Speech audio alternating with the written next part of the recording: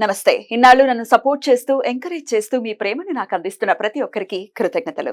అలాగే ఈ వీడియో కూడా ఖచ్చితంగా మీకు ఉపయోగపడుతుంది. లైక్, షేర్ అండ్ సబ్స్క్రైబ్ చేసి మీ సపోర్ట్‌ని నాకు అందించండి. అలాగే ఈ వీడియో పట్ల మీకున్న అభిప్రాయాన్ని కామెంట్ సెక్షన్‌లో కామెంట్ చేసి తెలియజేయండి. ఇప్పుడు వీడియోని చూద్దాం. నమస్తే, వెల్కమ్ టు అవర్ ఛానల్. నేను పద్మిని. ప్రస్తుతంతో పాటు ప్రముఖ ఆధ్యాత్మికవేత్త, సూర్య ఉపాసకులు, sun spiritual society founder Vikramaditya garu మనతో పాటు ఉన్నారు. మాట్లాడదాం. సార్ నమస్తే సార్. సూర్యోస్మి తల్లి. ఎందుకు నవ్వుతున్నారు sir? Special day. Special day. Yes, definitely. ఏమిటి స్పెషల్ డే అంటే డిసెంబర్ మాసం కదా. అంటే పాత సంవత్సరాన్ని విడిచిపెట్టి కొత్త సంవత్సరంలో అడుగెడబోతూ ఒక్కళ్ళు ఇద్దరు అవుతారు, ఇద్దరు ముగ్గురు అవుతారు, కుటుంబం పెద్దదవుతుంది. అంటే మనకి కొత్త సబ్స్క్రైబర్స్ వస్తారు కదా. టాలెంట్ అంటే టాలెంట్. అలాగే మనకి నూతన సంవత్సరంలో ఒక అద్భుతమైనటువంటి ఆధ్యాత్మికవేత్త పురుడు పోసుకోబోతున్నారు. ప్రకృతి పరవశించి ఒక శ్రీరామచంద్రమూర్తిని రామచంద్రుడు మనకి ఇవ్వబోతుంది. అంటే అంటే ఇలాంటి హెల్దీ వాతావరణం అందరి ఇళ్లలోనూ కలగాలి. నేను నిజంగా నాకు చాలా ఆనందంగా ఉంది. ఏం సాధించామంటే ఒక కొత్త తరానికి అంటే 2025 చాలా ప్రమాదకరంగా పరిస్థితులు మారబోతున్నాయి. మరి ఇలాంటి వాతావరణంలోకి ఎంతోమంది జన్మలు తీసుకుంటూ ఉంటారు. కానీ అందరూ జన్మలు తీసుకోవడం వేరు. తన కళ్ళెదురుగా ఒక అద్భుతమైనటువంటి ప్రపంచాన్ని ఒక బిడ్డ రాబోతుంది. అంటే నేను కొన్ని గర్వంగా ఫీల్ అయ్యాను. ఇక అప్పుడు 2021 మణిపద్మేహ మంత్రంతో ఒక బిడ్డ జన్మ తీసుకున్నాడు. ఇప్పుడు ఎంత వయసు ఎంత ఉంటుంది? 2021 4 ఇయర్స్. అలాగే ప్రవచనాలు వింటూ జన్మలు తీసుకోబోతున్నటువంటి బిడ్డలందరికీ స్వాగతం పలుకుతూ, పాత సంవత్సరానికి స్వస్తి పలుకుతూ, కొత్త సంవత్సరాన్ని వాళ్ళకి ఆహ్వానం పలుకుతూ. Thank you so very much. ఇది నాకు మాత్రమే అర్థమవుతుంది, మీకు వాళ్ళకి కూడా తర్వాత అర్థమవుతుంది, మళ్ళీగా అర్థం అవ్వచ్చు. సరే, ఓకే, అర్థమవుతుందమ్మో, అంత తక్కువ అంచనా వేయకూడదు. సార్, బోర్డు మీద రాశారు డిసెంబర్ మాసం రాశి ఫలాలు చెప్పబోతున్నారా? రైట్. డిసెంబర్ రాశి ఫలాలు అని కాదు, కానీ అంటే నేను జ్యోతిష్యం మీద నా రీసెర్చ్ లో నేను ప్రధానంగా దృష్టి పెట్టేది అంటే రవి. అంటే మనం అందరం కూడా చంద్రమానాన్ని, చంద్రుడిని అనుసరిస్తూ రాశి ఫలాలు చెప్తూ ఉంటారు. ఇక్కడ అంటే మనం రవిని అనుసరించి చేస్తున్నాం. ఇది ధనుర్మాసంలో ధనుర్ సంక్రమణం. అలాగే రవిని మనం ఆత్మకారకుడు అంటున్నాం కాబట్టి, అంటే ఇప్పుడు చేసేది మేజర్ ప్రాబ్లం ఏంటంటే చంద్రుడిని అనుసంధానంగా చేసుకుని మనసుని మనం పరిపరి విధాల పరిగెట్టించేస్తూ ఉంటాం. ఆయన ఎప్పటికప్పుడు ఏ రోజుకి ఆ రోజు మారిపోతూ ఉంటాం, కానీ ఈయన నెలకొకసారి మారుతూ ఉంటాం. కాన్సన్ట్రేటెడ్ గా రవినే బేస్ చేసుకోవాలి. అసలు రవి అంటే ఎవరు? అదే కదా మీరు అడగబోయేది. అంతే, రవి తండ్రి కారకుడు, అంతే, ఆత్మకారకుడు. ఇంకా ఫేమ్ ఏమిటి, తర్వాత ఆరోగ్యం ఏమిటి, అన్ని రకాల ఇంకా A to Z. ఇప్పుడు చంద్రుడినే మనం ప్రమాణంగా తీసుకుంటే ఇక్కడ చంద్రుడు మిస్ అయ్యాడు. చంద్రుడు అంటే తిరుగుతూనే ఉంటాడు కదా అని రాయలేదు. అంటే సహజంగా ఈయన నుంచి తీసుకున్నటువంటి కాంతితో ఆయన పరిభ్రమిస్తూ ఉంటాడు. ఎగ్జాక్ట్లీ. కానీ ప్రధానంగా మనం తీసుకోవాల్సింది రవిని. 16th కి ఆయన వచ్చేస్తారు, ధనుసు రాశిలోకి వస్తారు. అప్పటి నుంచి ధనుర్మాసం కూడా ప్రారంభం కాబోతుంది. సో రవిని బేస్ చేసుకుని చెప్తారు. ఒక వెజిటబుల్ థెరపిస్ట్ గా ద్వాదశ రాశుల వాళ్ళు ఇండికేషన్స్ ఏమిటి, ఏమేమి జరగబోయే పరిస్థితులు ఉంటాయి, అలాగే ఖచ్చితంగా ఆరోగ్యం మస్ట్ అండ్ షుడ్ గా ప్రతి ఒక్కరు కాపాడుకోవాలి. అందులో ఎటువంటి సందేహం లేదు, ప్రయత్నపూర్వకంగా కదా. రాశి ఫలాల ప్రకారం, గోచారం గ్రహచారం ప్రకారం 2025 చాలా ప్రమాదకరంగా, కరోనా కంటే పెద్ద ప్రమాదకరమైనటువంటి విపత్తు రావచ్చు అని అంచనాలు వేయటం జరిగింది. దానికి ముందే మనం సిద్ధపడితే, జాగ్రత్త పడితే, 10 మందిని జాగరూకతకి మేలుకొలిపితే, అందరూ నిద్రావస్థలోంచి బయటకు వచ్చి అసలు ఏం జరుగుతుందని చూడగలిగితే ఆ ప్రమాదం నుంచి తప్పించుకోవచ్చుగా. తప్పించలేకపోవచ్చు మనం, కానీ మనం ఎవరికి వాళ్ళు ఇండివిజువల్గా తప్పించుకోవచ్చు. అందుకని ఇక్కడ ఆత్మకారకుడు అయినటువంటి రవి గురించి మాట్లాడడం జరిగింది. ప్రపంచాన్ని జాగృత పరచడంలో బ్రిటిషర్స్ విజయం సాధించి స్వాతంత్రాన్ని ఇచ్చి వెళ్ళిపోయారు, కానీ వాళ్ళ అడుగుజాడల్లోనే మనం ఇంకా వెస్ట్రన్ పోకడలతో మన జీవితాలను నాశనం చేసుకుంటాం. సూర్యుడితో అనుసంధానం అయితే జీవితాలు ఎలా మారతాయి అనేది మనం చూస్తున్నాం, జనం చెప్పుకుంటూ ఉన్నారు. నాకు చాలామంది వాళ్ళ కాల్స్, వాళ్ళ జీవితాల్లో జరిగిన మార్పులు. బెంగళూరు నుంచి నిన్న ఒక మెసేజ్, ఒక అడ్వకేట్ ఆదిలక్ష్మి పూజని పరిచయం చేసి, మనం ఆదిలక్ష్మి పూజ గురించి మాట్లాడాం. మా జీవితంలో అద్భుతమైనటువంటి మార్పులు వచ్చినాయి, ఎంతో మందికి వాళ్ళలో వాళ్ళే చెప్పేసుకుని వాళ్ళ జీవితంలో చాలా మార్పులు Wow. వచ్చినాయి అని మెసేజ్ పెట్టడం సో బ్యూటిఫుల్. సంతోషం కదా. డెఫినెట్లీ. అది ఇంకొంచెం బాధ్యత నా మీద పెంచింది, ఇది ఇంకా బాగా తెలియాలి. Hmm. ఇప్పుడు ఇది ధనుర్మాసం ఎలా అంటామమ్మా అంటే ఇప్పుడు కృతికా నక్షత్రంతో Hmm. పౌర్ణమి ఏర్పడితే కార్తీక మాసం. కార్తీక. Hmm. మరి ధనుర్మాసం అని ఎలా చెప్పాం? And రవిని బేస్ చేసుకునే ఇక్కడ- ధనుర్మాసం. ఆహా, Yeah. అంటే ఇక్కడ మార్గశీర్ష మాసం ఇది అయినప్పటికీ. వృశ్చిక మాసం, ఉమ్, ఇది తులా మాసం. ఆ. అంటే రవి ఎక్కడ ఉంటే అక్కడ మాసం, ఆయన అవును. 30 రోజులు ఉంటున్నాడు కాబట్టి ఆ పేరు వచ్చింది. అవును. మనం గంటలు లెక్కేస్తాం కదా, హవర్ ఎక్కడతో వచ్చింది? ఉమ్. హోరతోటే వచ్చింది. కూరదు. అది కూడా ఇదంతా కూడా రవిని బేస్ చేసుకునేవే. ఇదంతా జ్యోతిష్ శాస్త్రం కావచ్చు, ప్లానెటరీ పొజిషన్ కావచ్చు, A to Z ఆయన అనుసంధానం చేసుకుంటాం. Beautiful sir. మరి మరి ద్వాదశ రాశుల వాళ్ళకి ఎలాంటి పరిస్థితులు ఉండేటటువంటి పరిస్థితి ఉంటుంది అంటే ఈ నెల్లాళ్ళు కూడా డిసెంబర్ మాసం అయిపోతూనే 2025 కూడా ఇంగ్లీష్ క్యాలెండర్ అయినప్పటికీ 25కి స్వాగతం పలుకుతాం మనము. మరి ఈ నెల్లాళ్ళు ఎలా ఉంటుందో ద్వాదశ రాశుల వాళ్ళకి ఒకసారి చూద్దాము. అలాగే ఆరోగ్యాన్ని కాపాడుకోవడం కోసం ఖచ్చితంగా ఏ రాశి వాళ్ళు ఏ రెమెడీస్ చేసుకోవచ్చు, ఏ వెజిటబుల్ ని ఖచ్చితంగా వాడుకోవాలి అనేది కూడా ఈ వీడియోస్ లో ఉంటుంది. ఇంకొక చిన్న మాట చెప్పిన అంటే వెస్ట్రన్ లో ఇంగ్లీష్ మ్యాసాలుగా తీసుకుందాం. ఇక్కడ మనకి దక్షిణాయనం అయిపోతుంది, తెల్లవారుతుంది, మనం దాన్ని ఏమంటారు బ్రాహ్మీ ముహూర్తంలో ఉన్నాం. బ్రాహ్మీ ముహూర్తం నుంచి దేవతలు నిద్రలేస్తున్నారు. అంటే న్యూ ఇయర్ సెలబ్రేషన్స్ దేవతలు నిద్రలేస్తున్నారు, వాళ్ళకి పగలు అంటే రాత్రి నుంచి పగల్లోకి వస్తున్నారు అనుకోవచ్చుగా. సెలబ్రేట్ చేసుకుందాం దాన్ని కూడా. దక్షిణాయనం నుంచి ఉత్తరాయణంలోకి నడక మార్చుకుంటున్నాడు రవి. మనం అక్కడే తీసుకుందాం. ఒక రకంగా చెప్పాలంటే డిసెంబర్ మిత్ర జయంతి, డిసెంబర్ 25వ తారీఖు మిత్ర జయంతి. అన్యమతస్తులు దాన్ని వేరేగా సెలబ్రేట్ చేసుకుంటున్న మిత్ర అనే అంటే ఇప్పుడు కనిపిస్తున్న సూర్యుడు ద్వాదశ ఆదిత్యులు అంటే కనిపిస్తున్న సూర్యుడే ఆవిడ గర్భంలోకి ప్రవేశించి ద్వాదశాదిత్యులుగా జన్మ తీసుకున్నారా కదా. మనకి కశ్యప ప్రజాపతి కడుపు గర్భంలోకి అంటే అదితి గర్భంలో అప్పుడు ఆయన అడుగుతుంది, పిల్లలు కావాలని కోరుకోండి, ఆ సూర్యుడిని వేరుకుంటది, నువ్వే నా గర్భంలో జన్మించని కోరుకుంది. అక్కడ మిత్రుగా జన్మ తీసుకున్నారు. అది డిసెంబర్ 25 మిత్ర జయంతిగా అంటే మనకి ఇక్కడ భారతదేశంలో చేసుకోరు. అందుకే మనం డిసెంబర్ 31 అంటే ఈ పాత సంవత్సరానికి స్వస్తి పలుకుతూ కొత్త సంవత్సరంలో ప్రవేశించవచ్చు, తప్పేం లేదు. ఉత్తరాయణానికి వెల్కమ్ చెప్పచ్చు, చాలా ఉత్సాహంగా.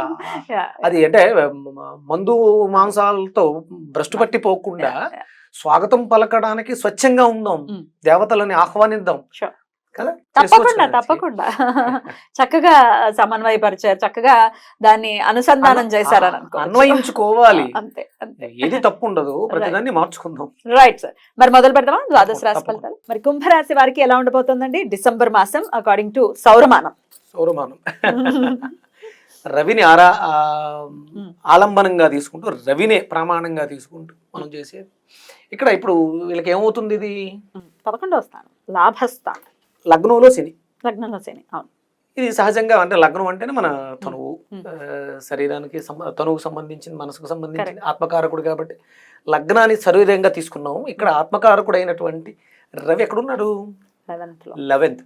11 అనగానే లాభం.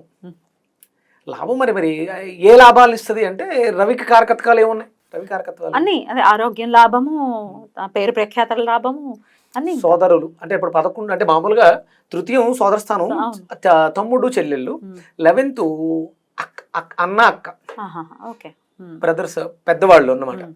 3 చిన్నవాళ్ళు, 11 పెద్దవాళ్ళు, ఇంకా ఫ్రెండ్స్ కూడా స్నేహితులు. అంటే లీడర్షిప్ క్వాలిటీస్ అవి తీసుకునేది. ఇక తండ్రి కొడుకులు ఇద్దరు ప్రభావాన్ని అధికంగా తీసుకోవడం జరుగుతుంది. సహజంగా అంటే కుంభం మంచి విశేషమైనటువంటి పేరు ప్రఖ్యాతలను ఇస్తుంది. ఒరిజినల్గా ఈ సమయంలో అంటే నాకు తెలిసిన కుంభరాశికి సంబంధించిన ఒక డైరెక్టర్ సినిమా రిలీజ్ అవ్వాలి, పోస్ట్ పోన్ అయింది. ఇది అతనికి అద్భుతమైనటువంటి విజయాన్ని చేకూర్చి అది ఆయన అకౌంట్లో పడేది. అయినా పర్లేదు, తర్వాత కూడా మారినా కూడా ఆ విజయాన్ని సొంతం చేసుకుంటాడు. సినిమా పోస్ట్ పోన్ అయినట్టుంది కదా, జనవరిలో పడకుండా. అయినా పర్లేదు, అంటే సహజంగా తన జాతకం అద్భుతంగా ఉంది, దాని ప్రభావం ఉంటుంది. ఇక్కడ మనం తీసుకుంటే లాభంలో తీసుకుంటే ఒకవేళ రవి బాగోకపోతే మన జాతకంలో, వ్యక్తిగత జాతకంలో రవి బాగోకపోతే స్నేహితులతో వచ్చేటువంటి వైరాలు, మనకు వచ్చినటువంటి లాభాల్లో ఇబ్బందులు, అలాగే అన్న అక్క వీళ్ళకి సంబంధించిన సమస్యలు ఇలాంటివి వచ్చే అవకాశం ఉంటుంది. కొంచెం జాగ్రత్తగా ఉండాలి. మన లాభస్థానంలో ఉంది కదా, అలాగే అంటే మనకి ద్వితీయంలో రాహు ఉన్నాడు. అందుకని అంటే మనం ద్వితీయంలో రాహు అనగానే వాక్కు స్థానం కొంచెం పెడసరంగా ఉంటుంది. దానివల్ల ఈ లాభం పాడైపోవచ్చు. అంటే ఇక్కడ మిగతా గ్రహాలను కూడా మనం ఆలంబనగా తీసుకోవాలి. అలాగే వ్యయంలో కురుడు, బెడ్ కంఫర్ట్స్, భార్యాభర్తల మధ్య వచ్చే ఇబ్బందులు రావచ్చు. వీటిని అంటే మిగతా వాటిని కూడా మనం పరిగణలో తీసుకుని దీని ప్రకారం మనం చాలా జాగ్రత్తగా ఉంటూ వీళ్ళకి ఈ డిహైడ్రేట్ సమస్య అంటే రవి యొక్క ప్రభావం వల్ల లివరు డిహైడ్రేట్ అయ్యే అవకాశం ఉండొచ్చు.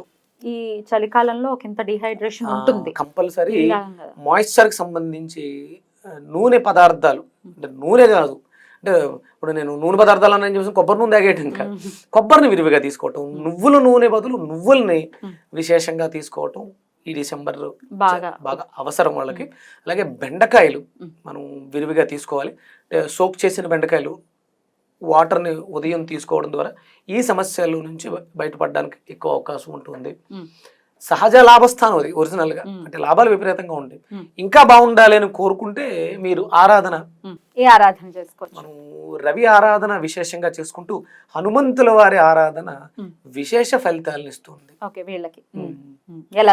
ఈ నెలలో హనుమంతుల వారికి సంబంధించిన ఏదో రాముల వారికి హనుమంతుల వారు దొరకడం కూడా ఈ మాసంలోనే జరిగినట్టు కనపడటం. ఆ హనుమంతుల వారి ఆరాధన చేస్తే ఆయన వాయువేగంతో మనకు జరిగే పనులన్నింటినీ లాభాలని సంజీవని పర్వతంలా తీసుకొచ్చి మన దగ్గర పెడతాడు అని చెప్పచ్చు. హనుమంతుల ఆరాధన విశేషంగా చేసుకోవటం శ్రేయోదాయకం. రైట్, చాలా బ్యూటిఫుల్ గా ఎక్స్ప్లెయిన్ చేశారు. ఒకంత జాగ్రత్త వహించాల్సినటువంటి మాసం. లాభాలు రావాలి అనుకున్నప్పుడు కొంచెం రాహు రీత్యా కొంచెం నోరుని కంట్రోల్లో పెట్టుకోవాల్సిన అవసరం. భార్య భర్తల మధ్య ఏమైనా గొడవలు వస్తుంటే తగ్గిపోవటం, సమన్వయించుకోవటం. తగ్గితే తప్పే ఉంది, భార్య దగ్గరే కదా. ఒకవేళ భార్య తగ్గాల్సి వచ్చింది, భర్త దగ్గరే కదా అని అన్వయించుకోవటం, ఆరాధనలు బాగా చేసుకోవడం ద్వారా ఈ సమస్యల నుంచి బయటపడవచ్చు. రైట్ సార్, చాలా బ్యూటిఫుల్ గా ఎక్స్ప్లెయిన్ చేశారు. కృతజ్ఞతలు. ఇక నెక్స్ట్ వీడియోలో మీన రాశి గురించి తెలుసుకుందాం. థ్యాంక్ యూ సార్, నమస్తే. సూర్యోస్మితలు. మరి మీన రాశి వారికి ఎలా ఉండబోతోందండి డిసెంబర్ మాసం? డిసెంబర్ మాసం మీన రాశి అంటే అదే ఆ రాశిలోనే రాహు ఉన్నాడు, లగ్నంలో రాహు ఉన్నాడు. అది గురుస్థానం. అంటే రాహు మోసం చేస్తాడా, మాయ చేస్తాడా? గురువుగా మారిపోతారు కదా, ఆయన ఎక్కడుంటే అక్కడ గురువుగా మారుతాడు. ఆయన ఎందులో ఉంటే ఆ రాశ్యాధిపతిలా, ఆ ఇంటి ఓనర్ లా బిహేవ్ చేస్తాడు. ఆయన ఇప్పుడు పెద్ద అంటే మామూలుగా గురువు అయితే అంటే ఇప్పుడు చాగంటి కోటేశ్వరరావు గారు ఆయన సాత్వికంగా ఆధ్యాత్మిక చింతన గురించి మాట్లాడారు. విక్రమాదిత్య సాత్వికంగా మాట్లాడారు, తోలు తీసేస్తాను ఆరేసి తింటే చాగంటి కోటేశ్వరరావు గారు అనలేరుగా. ఇది తేడా. ఆయన సహజంగా అదే చెప్పే దాంట్లో ఆయన కొంచెం అంటే పెద్ద గ్రహాలు, గురుడు పెద్ద గ్రహమే, రాహు పెద్ద గ్రహమే కాబట్టి ఆ గ్రహాల యొక్క తత్వము ప్లస్ ఆ స్థానం యొక్క రంగు ఆయన తీసుకోవడం వల్ల మీన లగ్నం రాశుల వారికి రవి ఎన్ని అవుతుంది, ఇది కర్మస్థానం అవుతుంది. బీ కేర్ఫుల్, జాగ్రత్త. ఇక్కడ అత్యధికంగా ఆశ, అంటే రాహు దేన్నైనా సరే వృద్ధి చేస్తూ ఉంటాయి. అలాగే మనం చేసినటువంటి కర్మలు, ప్రారంభ కర్మలు ఏవైతే ఉన్నాయో ఇక్కడ చాలా జాగ్రత్తగా ఉండకపోతే పనిష్మెంట్లు చాలా దారుణంగా ఉంటాయి. కర్మస్థానము చాలా జాగ్రత్తగా ఉండాలి. తక్కువ స్థానం అంటే ఇక్కడ ఒరిజినల్ గా అంటే మీనంలో రవి యోగించాడు. ఈ ఫైరు అంటే ఇప్పుడు ఉన్న స్థానం బాగానే ఉంది, కానీ ఆ లగ్నానికి ధనుసు మీనరాశి మీన లగ్నం వాళ్ళకి ఇది కర్మస్థానం అవుతుంది. అక్కడ రాహు ఉన్నాడు కాబట్టి మంచిగా జరుగుతూ ఉంటుంది. వాళ్ళు చెప్పాలనుకున్న దాన్ని ఫోర్స్ఫుల్ గా కాకుండా కొంచెం నిదానంగా. ఒకవేళ పెడద్రారిలో ఉంటే, చెడు పనులు చేస్తూ ఉంటే కొంచెం జాగ్రత్తగా ఉండండి. అలాగే అంటే ఇది ఒక ఫారెన్ సూచిస్తూ ఉంటుంది అంటారు మీనరాశి. వెస్టర్న్ కంట్రీస్, సుదూర తీరాలు, దీని మీదకి ఎక్కువ ఇబ్బంది పెట్టే అవకాశం ఉంటుంది. ఒకవేళ అక్కడ ఉంటే ఇక్కడికి రావడం కానీ, ఇక్కడ ఉంటే అక్కడికి వెళ్ళడం కొంచెం ఇబ్బంది కలిగే పరిస్థితి ఉంటుంది. కర్మ విషయంలో జాగ్రత్తగా ఉండండి అని చెప్పడం జరుగుతుంది రవి. అంటే రాహు ఎఫెక్ట్ కూడా ఉంది. అలాగే వ్యయంలో శని, 11th లో శుక్రుడు. ఇది పర్లేదు. ఇక్కడ వ్యయంలో శని అనేది కొంచెం జాగ్రత్తగా ఉండండి. వ్యయంలో శని ఉన్నాడు, 10లో రవి ఉన్నారు, లగ్నంలో రాహు ఇక్కడ ఉమ్. వక్రించినటువంటి గురుడు, మళ్ళీ అంటే వక్ర కుజుడు, వక్ర బుధుడు, వక్ర వక్రత్వం వల్ల ఇబ్బందులు, వీటికి సంబంధించిన గుణాల్లో ఇక్కడ గురుడు యొక్క ఆధిపత్యాన్ని రాహు గారు తీసుకుంటున్నారు కదా. మరి అంటే అది గురువు ఇల్లే, ఆయన వక్రించి ఉన్నారు, దాని ప్రభావం కూడా ఆ ఇంటి మీద ఉంటుంది కాబట్టి కొంచెం జాగ్రత్తగా ఉండండి. మనకు వచ్చే ప్రధానమైనటువంటి సమస్యలు చర్మ సమస్యలు, కర్మకు సంబంధించి, వీళ్ళకి రవికి రావచ్చు. సంబంధించి, రవికి సంబంధించి, అలాగే యూరినేటరీ కిడ్నీలకు సంబంధించిన సమస్యలు, బ్లడ్ రిలేటెడ్ ప్రాబ్లమ్స్ వచ్చే అవకాశం, భాగ్యం ఇబ్బంది పడే అవకాశం, అంటే ఖర్చు ఎలా వస్తుంది, భాగ్యం ఎలా ఖర్చు అవుతుంది అంటే ఈ రకంగా అయ్యే అవకాశాలు ఉన్నాయి. కొంచెం జాగ్రత్తగా ఉండండి అనేది ఓకే సార్. రవి యొక్క సంచారం వల్ల తెలుస్తుంది. రైట్. మరి వీళ్ళు ఏ ఆరాధన చేసుకుంటే కొంచెం పీస్ఫుల్ గా వెళ్ళిపోతుంది ఈ మాసం, అలాగే ఏ వెజిటబుల్ ని ఖచ్చితంగా వీరు విరివిగా వాడుకోవచ్చు? దుర్గాదేవి ఆరాధనతో రవి, రవి అనేది మనం కామన్ గా చెప్తాం, ఇది దుర్గతో కూడినటువంటి రవి చేసుకోవడం ద్వారా రాబోతున్నటువంటి కష్టాలను మనం ఎదుర్కోవడానికి అవకాశం. ఇక్కడ మనం మంత్రం తీసుకుంటే సూర్యారాధన, దుర్గాదేవి ఆరాధన చేసుకుంటారు. దాంతోపాటు ఓం హ్రాం హ్రీం హ్రూం హ్రైం హ్రోం రహ సూర్యాయ నమః వాళ్ళకి తీసుకోవటం, అలాగే శివాలయాల సందర్శనం కూడా విశేష ఫలితాలను ఇస్తుంది. మెయిన్ రాశి వాళ్ళకి వెజిటబుల్ అయితే ఏది వాడుకోవాలి? వెజిటబుల్ వచ్చి మనం దొండకాయని తీసుకోవాలి చర్మ సంబంధించిన సమస్యలకి, అరటికాయ దొండకాయ కలిపి జ్యూస్ తీసుకోవటం, కొబ్బరి మనం నివేదన భగవంతుడికి కొబ్బరి నివేదన చేసి అరటిపండు, పచ్చి అరటికాయ, కొబ్బరి కలిపి ప్రసాదంగా తీసుకోవడం కూడా ఆరోగ్యానికి చాలా మంచిది. బ్యూటిఫుల్. అరటికాయ అయితే జ్యూస్ రూపంలో రైట్ సార్, చాలా బ్యూటిఫుల్ గా ఎక్స్ప్లెయిన్ చేశారు, కృతజ్ఞతలు. ఇక నెక్స్ట్ వీడియోలో మేషరాశి గురించి తెలుసుకుందాం. థ్యాంక్ యూ సార్, నమస్తే. సూర్యోస్మిత.